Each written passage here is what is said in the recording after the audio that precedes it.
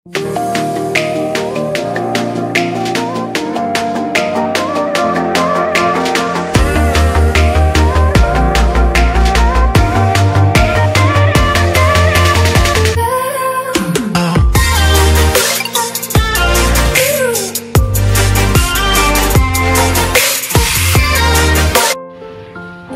মধ্যে 2টা আলু সিদ্ধ দিয়ে নিব।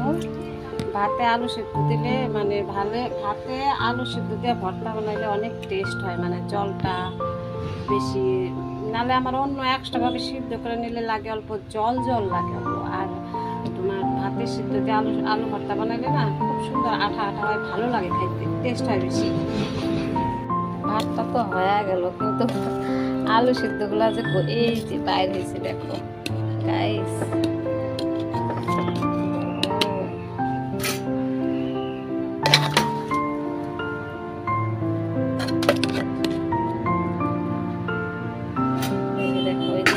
আলু সিদ্ধ এখন ঠান্ডা হোক, আমি আর এটা জলে একদমই আমি লাগাবো না, এটা ঠান্ডা হওয়ার পরে আমি বাকলাটা ছাড়াই নেব। একটা আমি পেঁয়াজ ভাজি করে তারপরে আলু ভর্তাটা বানাবো আজকে। কেন কি গরম না, যদি তুমি কাঁচা পেঁয়াজ দাও তাহলে বেশি দেরি থাকে না, নষ্ট হয়ে যায়।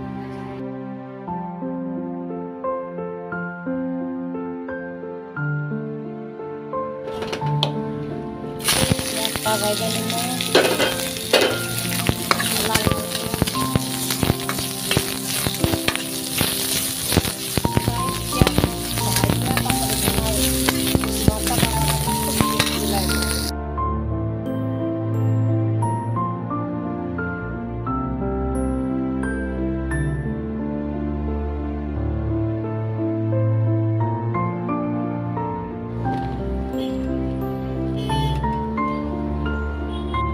কুচি করে কাটা ধনিয়া পাতা দিব, এই যে লঙ্কা ভাজা নেওয়া, পেঁয়াজ ভাজা নেওয়া, আর এই যে দেখো লবণ, এই যে পেঁয়াজ এটা দিয়ে দিলাম।